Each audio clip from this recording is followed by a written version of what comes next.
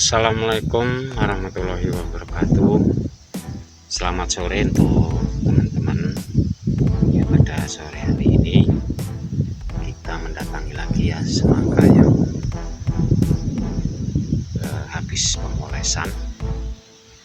Dulu kita sudah kesini ya untuk membahas semangka yang habis terkena hujan, dan pada sore hari ini semangka ini sudah selesai pemolesan ya untuk teman-teman, dan waktunya itu untuk pemupukan ya, karena semangka yang terkena penyakit keriting itu untuk teman-teman semua ya, jangan sampai telat pendisilan air, jangan sampai telat untuk pemupukan ya. Jadi untuk semangka ini habis pemolesan itu pemotongan pucuk di atas buah ya. Jadi seperti ini. Memang untuk menurut kami kalau kita itu telaten ya dengan pemunggulan yang di pucuk itu nanti ya, kalau memang sudah pulih dari penyakit keriting yang seperti ini itu lebih bagus ya teman-teman kalau kita telaten, karena nanti setelah pemunggulan yang seperti ini, pucuk seperti ini di atas buah ya, di atas buah itu nanti ranting-rantingnya itu ya itu akan mubal itu keluar ya.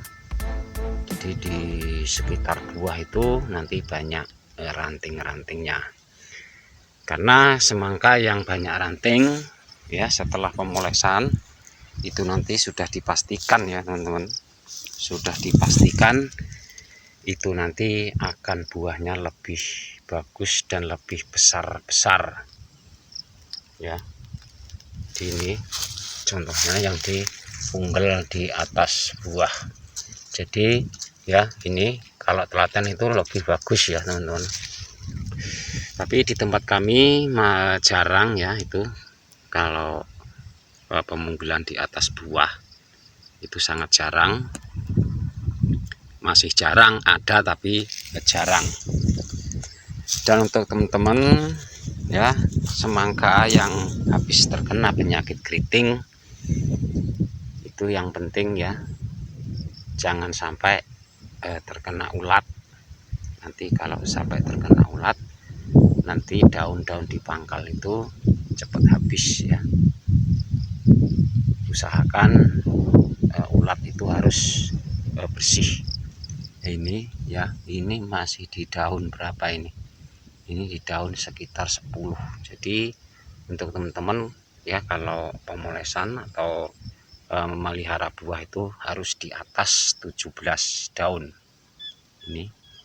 Ini paling sekitar daun 10-an.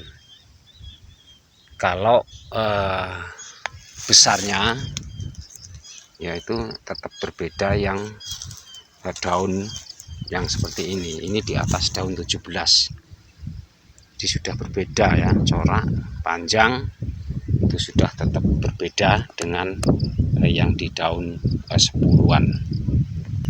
Terus semangka ini cara pengurusan ya, habis terkena penyakit keriting itu tetap masih pemupukan ya, pemolesan itu masih pemupukan ya, karena di tempat kami tidak ada teman-teman semua ya yang tidak terkena penyakit keriting ya. Yang penting untuk teman-teman kalau terkena penyakit keriting itu kalau mau pemolesan itu harus segera disembuhkan ya, jangan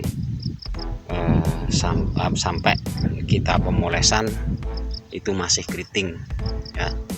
Kalau pemolesan itu masih keriting ya sulit nanti ya untuk penyembuhan, karena di tempat kami itu terkena penyakit keriting itu kebanyakan itu sehabis pemunggulan ya, sehabis pemunggulan itu terkena penyakit keriting jepuk, nanti mau pemolesan sembuh seperti ini.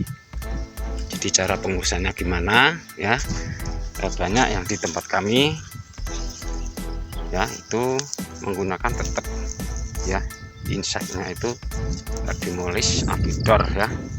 Terus pupuk daunnya itu cuman memakai Ambition ya, Antonic itu untuk pertumbuhan daun ya. Ini contohnya, ini dipungkel ya di atas buah.